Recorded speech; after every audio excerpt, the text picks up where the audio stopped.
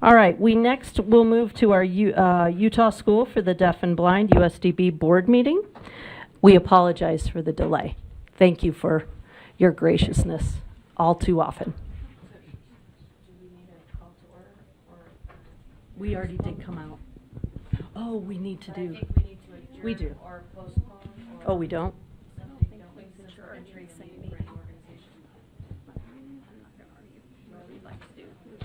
Do you normally do that? I didn't know we normally did that. You can if you want. I don't Usually recall. you do it on Friday. Call to order as the board. I think we call to order as are? the board So we don't of wanna- the USDB, right? So we do need to do it again? Do what? We don't need to vote to come out. We just need to vote to. No. Do we need I'm to sorry. do a roll call for their meeting? No. Okay. All right, we No, can you, just you move can just forward. you can just say we're meeting as. All right. This opens the meeting for USDB, like I said. Go ahead and, do we have any public comment? Okay. Then Superintendent Coleman, take it away. Thank you very much. The first item on the agenda today for USDB is labeled as an action item, but I don't know that the board has to take an action on it. It's just leading up to the legislative session. We always put the funding requests on the agenda. You'll notice there's one item on there that was not on there previously, and that was just in case the board wanted to do anything about it, but I don't think that's necessary actually. Carl? I think if I can just say, we need to have on the fee structure 2 months of consecutive public that's right. hearings with the chance of public providing comments. So today would be the first month of the public hearing. We'll come back in December with the same fee schedule for the second public hearing, and then looked for board approval in December. Thank you. That was the item right before the one I was starting to get into. The public comment today was the first of 2 months. We have to have public comment on the fees. Thank you for reminding me of that. Okay. Anyway, the item I was discussing on the legislative IFRs is that there was a Medicaid item that I think I mentioned before, but they're coming back to and charging school districts for money that they overpaid. And so if the board could just maybe Deputy Superintendent Scott Jones has said that the board leadership could just work with him on handling that, and so it doesn't have to be a funding request from the legislature. But for your information, that's in your board packet again for like the third or fourth month in a row, and if you have any questions on that, this is a good time to talk about our funding requests. I'm on. I actually have a point of clarification about the previous comment. Don't we have to affirm or something that we've published this in all the major all this stuff for publication for the other thing? The fees? Yeah, do I have a recollection that's incorrect? I think it has to be published in a certain number of, and we've met all of those. This is the first of 2 months where that item will be on the public comment item. Yes, but For don't that. we have to publish it? We have to advertise that public comment and it's going out. No, it just has to be on the board agenda twice in a row and open for public comment. Okay, So this satisfies that requirement, Okay, the thank first you. part of it. Yeah. Okay, so, Mr. Chair, if you'd like me to move on to the next item, we can do that. That's our monthly Please do. budget up. Oh, Madam Chair, sorry. I forgot okay. who was really running the show. My Please, bad. please move on. Thank you. Thank you. Okay, the next item we have, we'll go back to Mr. Empey. It is our monthly budget update as of September 30th. Okay, good afternoon. The financial reports for the first 3 months, they ended September 30th. I'm just happy to always say we're still financially solvent. We've got money enough to pay our bills, and that's always good to report. Our inflows of monies for the first 3 months, I'm just going to round up. They're in the actual numbers are in your report, 13.2 million. Our expenditures were 12.4 million, leaving us a balance of roughly $686,000 more of inflows than expenses. The number of students that we're serving on our campus is 362. Again, this is as of September 30th, so this won't reflect the October 1 numbers that our registrar has reported. The total students receiving services is 2,143, and the total services provided to students, 3,330. So the demand for services just continues to increase for our kids, just like every, I'm sure, school district and charter school out there. The three funds that we report the balances to you on is our land grant enrichment fund. That balance is roughly $1,171,000. The donated funds is roughly $267,000. And then our education foundation is $1,126,000. That is the financial report. The next 2 pages are the budget status report that we extract all the numbers and summarize them on that financial report. And so I'd be happy to answer any questions when we get done. The final report is the enrichment fund project. And thanks to Dr. Tanner for running the show here. Of $1.4 million that you approved back on May 3rd, we've only spent $147,000. Again, I'm just going to round up, leaving a balance of roughly $1,384 still to spend. So with that, Madam Chair, I'd be happy to answer any questions you or the board members may have. Do any board members have any questions? Seeing none, you can, is it? And so that concludes my financial report, Madam Chair. Excellent. Thank you. Excellent. Are you also handling the Medicaid claim? I could. We kind of discussed that already. Is there anything else to add? No, the actual, I think Scott's going to handle that with the direction of the board. It sounds like we've come up with an elegant solution that the legislature hopefully will just adjust the line item appropriation to USBE to USDB, and then we can cover that. So again, I just want to say there was no wrongdoing on USDB's part. The error was on the DHHS, where they estimated what the claims were going to be that they paid.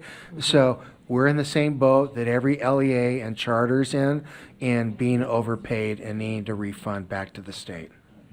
That's my comments on that. I appreciate that. Just wanted that on the record. Is that a light for a question? Yeah, I think actually you may have just answered it, Director Empey. I was wondering if that $1 million at the end, you said there's $1 million left to spend. Is that for ongoing costs? You're not using that to help offset the Medicaid or any of the No. other issues we're working on? Not at all. Okay, thanks. It's for ongoing. It's encumbered, yes. Encumbered, Yes. thank you. Scott has a comment too. Deputy Jones?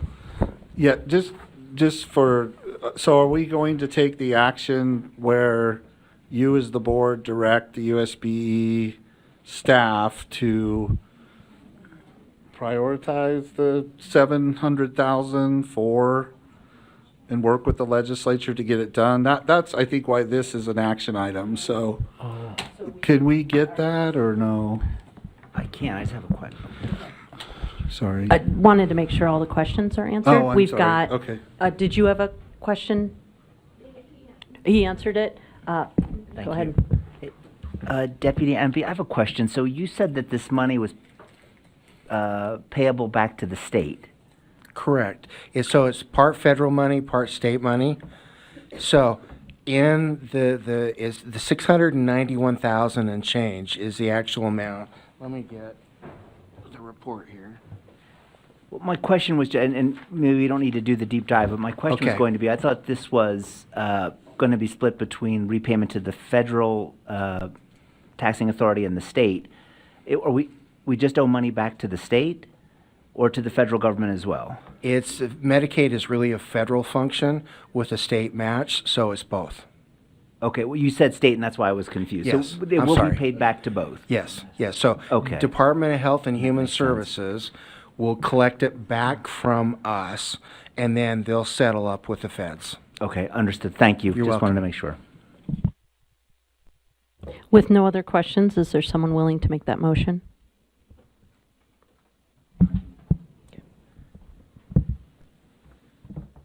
Yeah, it's my understanding that the motion is that the USBE would like to direct the legislature to prioritize. Oh, is there an actual motion? Here's one that's suggested. Okay. Okay.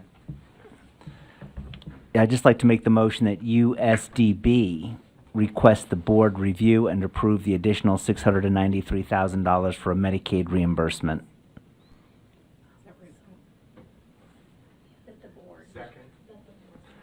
I think it should be, is that the right? Deputy Jones, do we need to make a better motion? Yeah, it would help because if you would state it that way and then direct the staff to coordinate or work with the legislature to have that money moved from your line item to the USDB line item.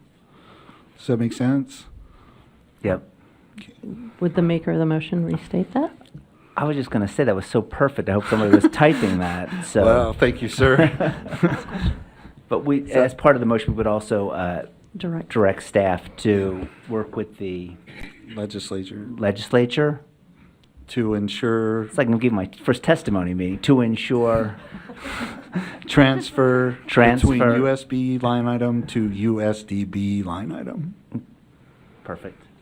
So moved? Is that? Yes, that's Okay. perfect. Is Thank the you. second still valid? Okay. Are you queuing it up? Are there any questions or anyone want to speak to that motion? Just, I think I know the answer to this, but can we just clarify for sure which account this is coming out of? Mm-hmm. Deputy Jones? So the recommendation is to use your discretionary account, which we can do that, or we can use balances.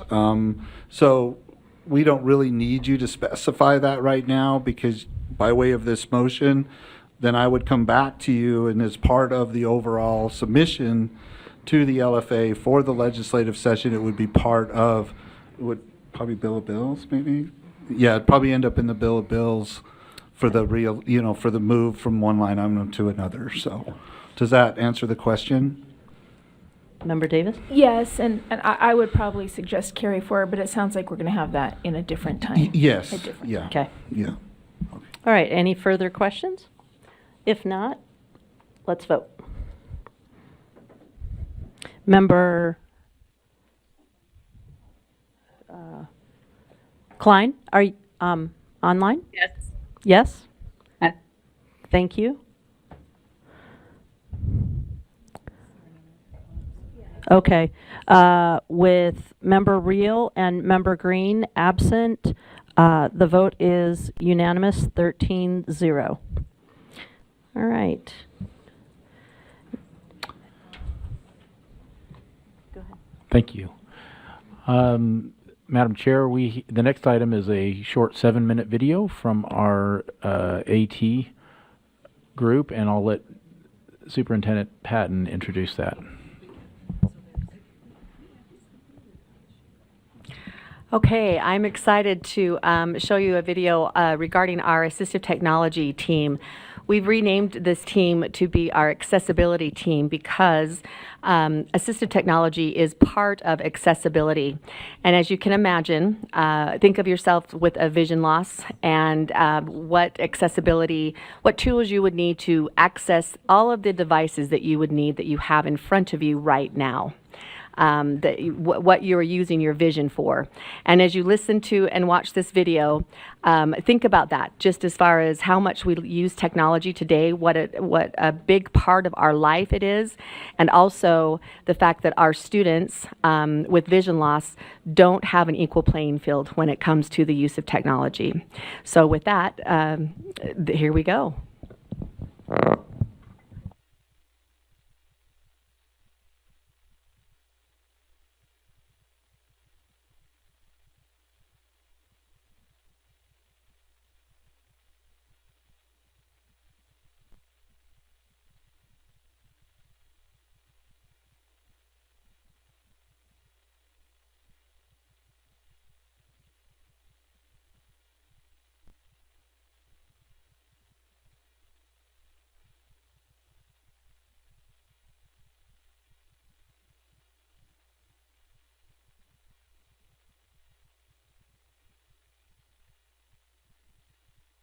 Material Center makes high quality materials that aren't standard in a classroom. So they 3D print them, they laser cut them, and they make individualized adapted materials to supplement their education in their classrooms. So it's a pretty awesome team. I can't imagine life without this assistive technology team. Like, being an educator and having this resource is, I mean, it changes the way that I work with my students. Like, I can see more students, and I can also provide more, I can provide more resources to them in a more timely manner. Some of our students need both high tech and low tech. Some need both, depending on what subject they're in. If this is a geography class where they're trying to learn a map and we need a tactile map, that's pretty low tech. But if they're like in a digital literacy class where they're having to learn how to email and use Google Docs and things like that, that's pretty high tech. The types of assistive technology that we use and distribute are screen readers like JAWS that basically read anything on the screen of your computer out loud to you. When we give them assistive technology tools, it levels the playing field and allows them to read and participate in class and be a part of the discussion. Whereas if they didn't have these devices and these technologies, they would just be left to doing their own thing and left to their own devices, which isn't what we want. I think the programs here at the Utah Schools for the Deaf and Blind are extremely empowering for our teachers, and the different technologies and the different services that we provide through professional development, showcases, or other kind of conferences are amazing. And there's no other educational institution in the state that offers the type of programs that we do. And so we're very proud of what we've been able to accomplish. Our team has grown significantly in the last couple of years and will continue to do so as the demand gets higher and higher. We're in a digital era, and without assistive technology, our students would get left behind, and that's the last thing we want. We want them to be empowered, and we want them to have high expectations for themselves. One of the things that we've been working really hard on in the assistive technology team is to provide a way for people to interact with us through our website and our dashboard. And so if a teacher is feeling like they need some support with a device or a piece of technology, they can go on there and schedule a consultation with me where I walk them through instructing their student on that device. I'm a thought partner. I help them come up with plans for how to teach that and how the student can get the most out of that device. So assistive technology is part of students' legal rights. It's mentioned in IEPs, which is the individualized education plan. Assistive technology can be a boon to a student's success. There's a saying that says, assistive technology for people without disabilities makes things easier. But for people with disabilities, assistive technology makes things possible.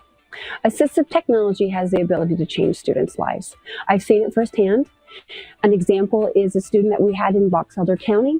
He was on the spectrum. He was nonverbal. As far as everyone knew, he lost his vision because of vitamin A deficiency, and Braille was not his first media choice. So the ALMC, our shop, made all of the Dolch words out of acrylic, which was a raised word plate for each of those 500 words, and he started reading out loud. And that was absolutely stunning to his IEP team because they didn't even know that he could read. And not only was he was reading several words, he was speaking, and it was because we used raised tactile letters, which is not a common media type for learners, but we did it because that's what he needed. It was amazing. We serve the entire state of Utah, including 3% districts. So TVIs across the state, regardless if they're contracted with USB, have access to our help. We do professional development. We offer many, many trainings throughout the year. They can sign up and get Midas credit for it. And we're happy to do that because we are a state resource. AT devices in the hands of students that need them improve outcomes and change lives.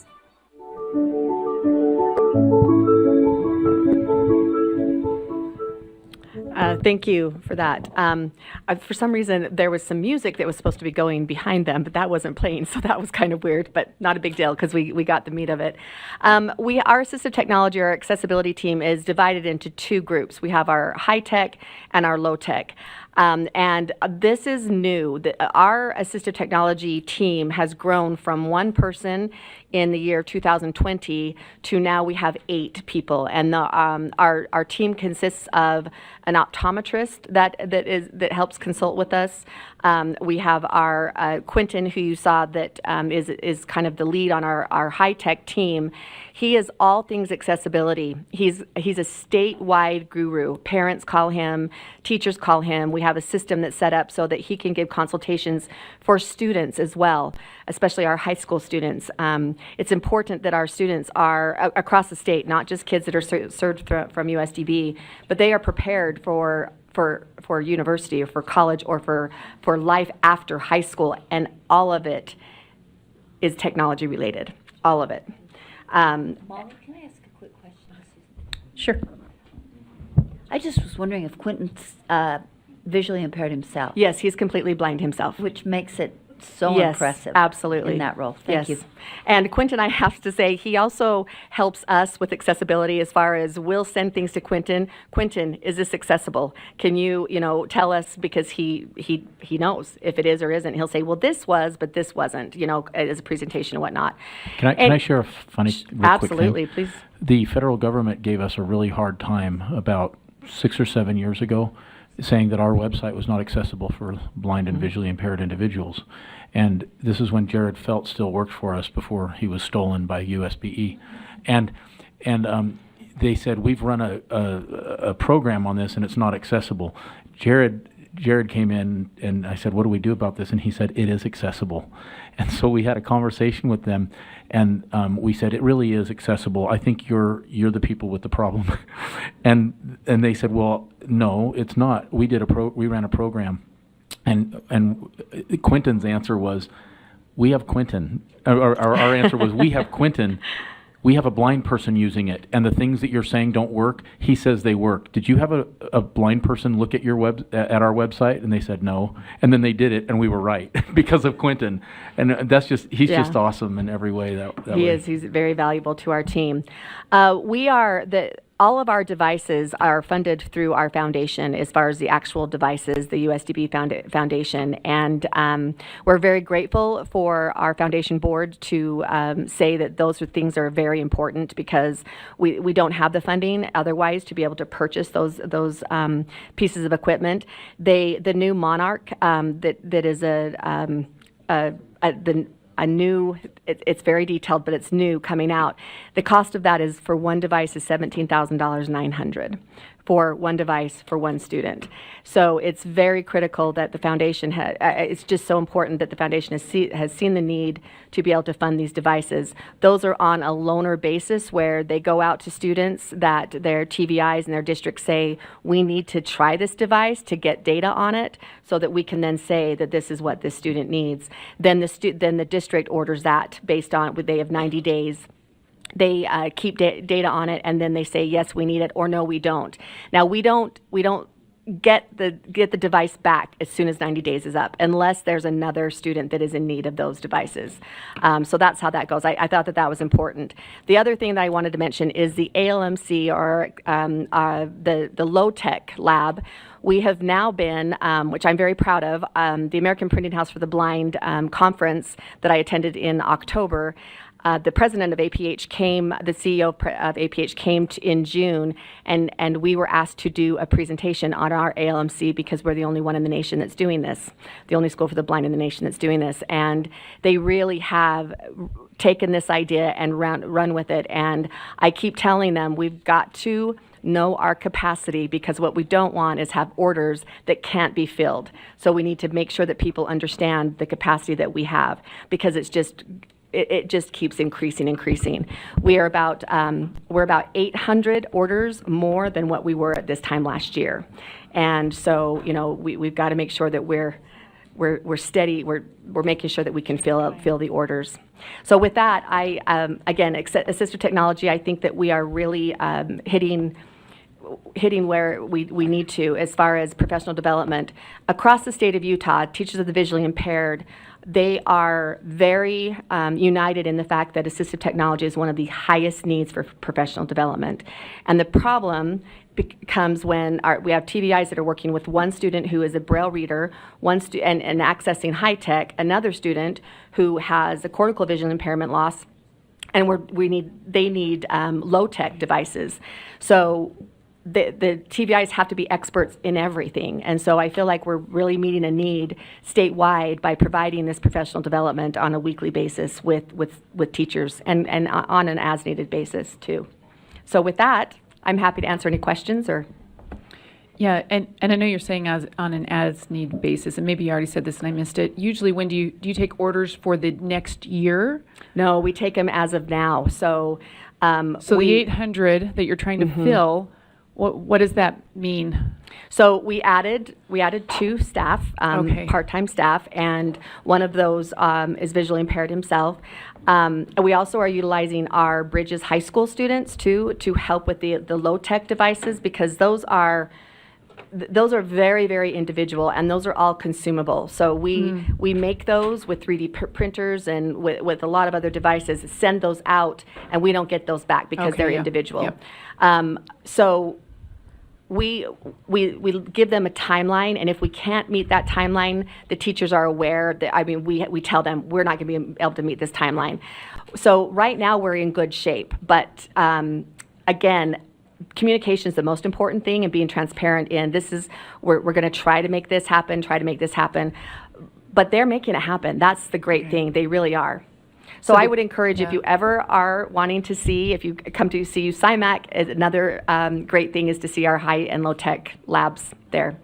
Okay. And what's the turnaround time? Maybe you said that and I missed it, usually when someone sends something in. I would say, and I don't know this completely for sure, depending on the object itself. Oh, yeah. But I would say 30 days. Okay, so within a month. If requesting that we have a need, then within about a month it's out. Okay. And it actually is more than just requesting what they need. They also then need to talk to the teachers specifically as to, okay, tell me what you're using this for, so they can get a good, because we have a pretty extensive ordering system, tracking system, data collection system, in that we need to present to the foundation board, here's where your money's been spent, and this is how it's been spent, and this is what's in, these are the IEP goals that they're improving on. Does that make sense? So we've really got to be very judicious in how we are, the orders we're taking, following up with the teachers to know what those are, and then following up on how they're being used as well. Any other questions from board members? Thank you very much. Thank you.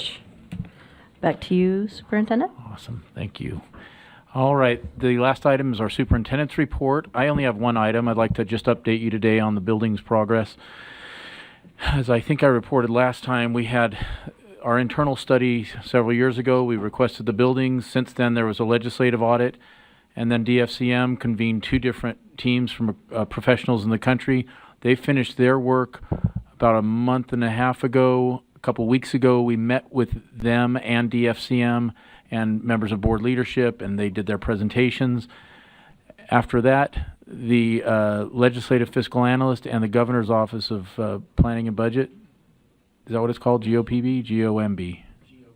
GOPB. Anyway, the governor's office and the legislature met together with DFCM and said, what did you learn from this? And they told them, USDB definitely needs the buildings they requested. If anything, they didn't request enough a few years ago. So they got very serious and told the FCM, reconvene the HOK group.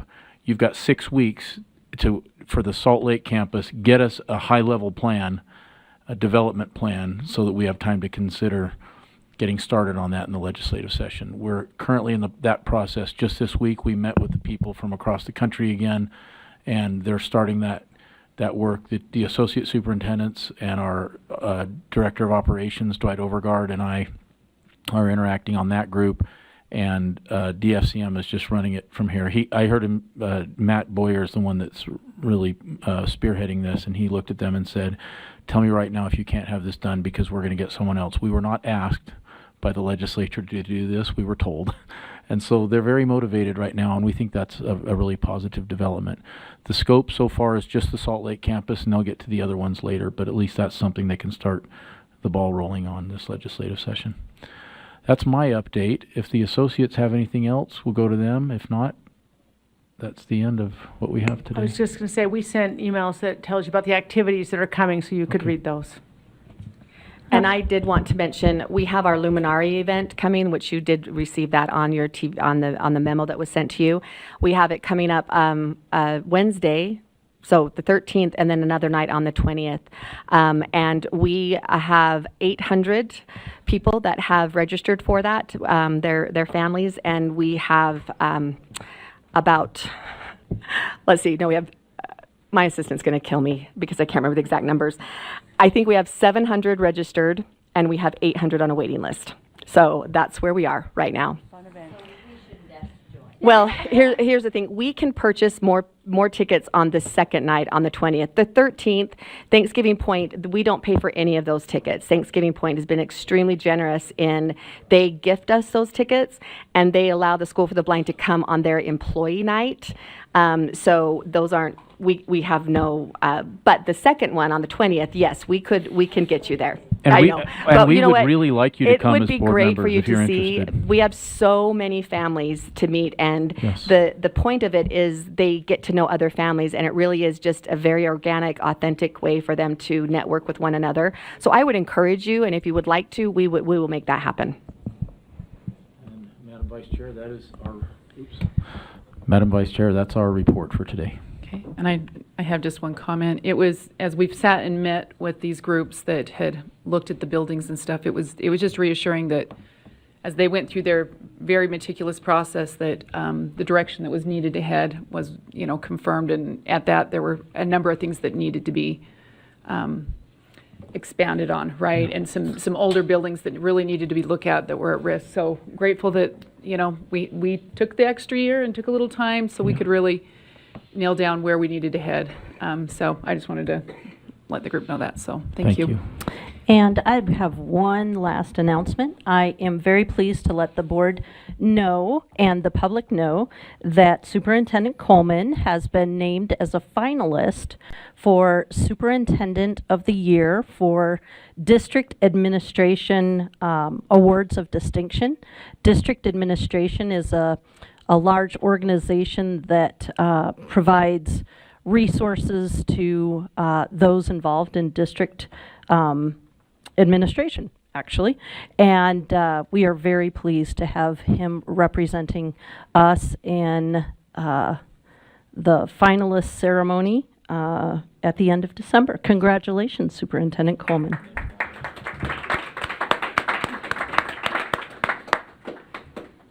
We already knew he was one of the best. Now everybody else does too. And that concludes the board meeting for USDB. Thank you.